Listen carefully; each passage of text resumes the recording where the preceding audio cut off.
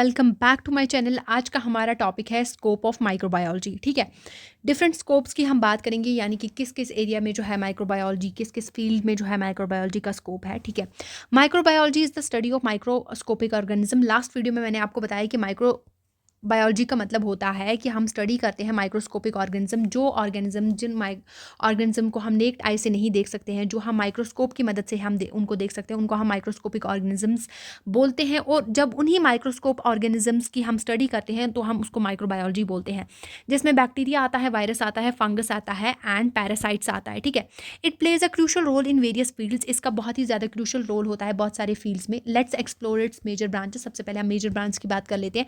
जैसे medical microbiology में इसका रोल क्या है? मेडिकल माइक्रोबायोलॉजी में ये हम इसमें स्टडी करते हैं micro organism that cause disease, यानी कि वो कौन से माइक्रो ऑर्गेनिजम्स हैं जो कि डिजीज़ को कॉज करते हैं। ठीक है, हम मतलब कि कौन से डिजीज़ को कौन सा माइक्रो ऑर्गेनिज्म कॉज करता है। ठीक है, इन ह्यूमंस। और इसका फोकस ये होता है कि हमें डायग्नोज कैसे करना है, हमें उसका ट्रीटमेंट कैसे करना है और हमें प्रिवेंट कैसे करना है उन इन्फेक्शंस को। एग्जाम्पल अगर मैं बात करूं, जैसे ट्यूबरक्लोसिस, ये कौन कॉज करता है? ये मायोबैक्टीरियम ट्यूबरक्लोसिस जो है माइक्रो ऑर्गेनिज्म, ये उसकी वजह से होता है। Influenza caused by influenza virus and malaria caused by Plasmodium parasite. I hope आपको ये क्लियर है। फिर हम बात करते हैं सेकंड फील्ड जो है immunology, study of immune system. हम इम्यून सिस्टम के बारे में पढ़ते हैं and how it protect us from disease, और हम जो है इससे कैसे प्रोटेक्ट कर सकते हैं, इसको डिजीज से हम कैसे प्रोटेक्ट कर सकते हैं। ठीक है, इंक्लूड इसमें क्या क्या होता है, जैसे एंटीबॉडीज़ की हम बात करते हैं। ठीक है, एंटीबॉडीज़ को प्रोड्यूस करना है ना, वैक्सीन्स जैसे कोविड-19 की वैक्सीन, हाइपर सेंसिटिव रिएक्शंस जैसे एलर्जीज वगैरह, वेक्टराइज्ड vaccines, modern vaccine technology.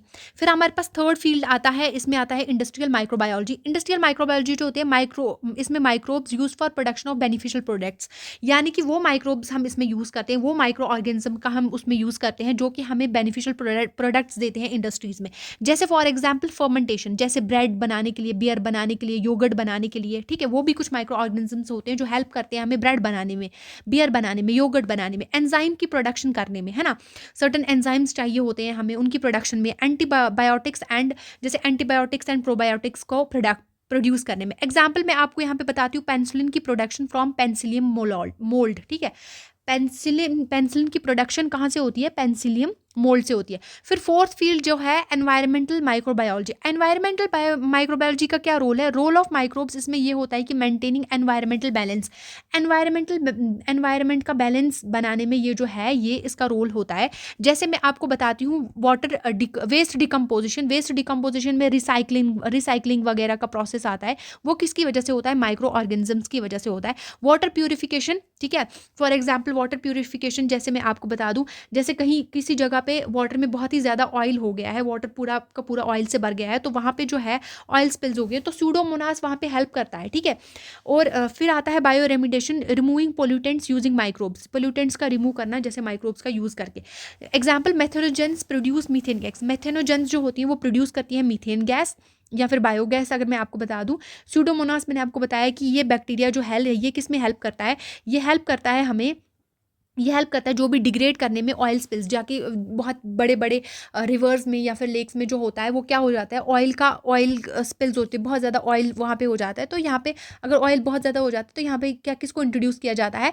Pseudomonas को इंट्रोड्यूस किया जाता है और वहाँ से ऑयल हटा देता है वो। फिर हम बात करते हैं एग्रीकल्चर माइक्रोबायोलॉजी। एग्रीकल्चर माइक्रोबायोलॉजी में इसका क्या रोल है? माइक्रोब्स इंप्रूव सॉइल की फर्टिलिटी को इंप्रूव करते हैं, प्रिवेंट करते हैं प्लांट को जो भी डिजीज होने से। जैसे नाइट्रोजन फिक्सेशन की अगर हम बात करें तो राइजोबियम बैक्टीरियम हेल्प करता है प्लांट को एब्जॉर्ब करने में नाइट्रोजन। ठीक है, बायोपेस्टिसाइड्स की अगर हम बात करें, माइक्रोब्स यूज इंस्टेड ऑफ, हम केमिकल्स का यूज करने के बजाय हम माइक्रोब्स का यूज करते हैं ताकि हम बायोपेस्टिसाइड्स का हम क्या कर सकें, यूज कर सकें। फिर एग्जाम्पल्स की अगर हम बात करूं, डाइजोट्रोफ्स हेल्प जो करते हैं किसमें? नाइट्रोजन फिक्सेशन में। फिर आता है हमारे पास फूड एंड डायरी माइक्रोबायोलॉजी में, ये कैसे यूज करते हैं? Microbes are used in food production and preservation के लिए। फूड को प्रोड्यूस करने में और उसको प्रिजर्वेशन करने में कौन हेल्प करता है? ये माइक्रोब्स हेल्प करते हैं। जैसे फर्मेंटेशन अगर मैं बात करूं, ब्रेड, चीज, योगर्ट की, ये किसकी वजह से बनते हैं? माइक्रोब्स की वजह से बनते हैं। और फूड सेफ्टी यानी प्रिवेंटिंग फूड बॉर्न डिजीज में भी ये प्रिवेंट कर सकते हैं। जैसे यीस्ट जो है वो फर्मेंट शुगर इनटू इथेनॉल। जो यीस्ट जो है वो शुगर को किस में कन्वर्ट करता है, इथेनॉल प्लस CO2 में, जो हम यूज़ कर सकते हैं बेकिंग एंड अल्कोहल प्रोडक्शन के लिए। फिर आता है हमारे पास जेनेटिक इंजीनियरिंग एंड बायोटेक्नोलॉजी में इसका क्या रोल होता है माइक्रोब्स का, फॉर DNA मैनिपुलेशन के लिए और बायो इंजीनियरिंग के। डीएनए ज़्यादा से ज़्यादा हमें क्या करना है, DNA को मैनिपुलेशन करना है, ठीक है। और बायो इंजीनियरिंग की एप्लीकेशंस की अगर मैं बात करूँ, जैसे रिकॉम्बिनेंट डीएनए टेक्नोलॉजी, सबने 12th में पढ़ा होगा recombinant DNA, what is recombinant DNA technology, जैसे हम इंसुलिन का प्रोडक्शन करते हैं यूजिंग बैक्टीरिया, ठीक है। जीन थेरेपी, ठीक है।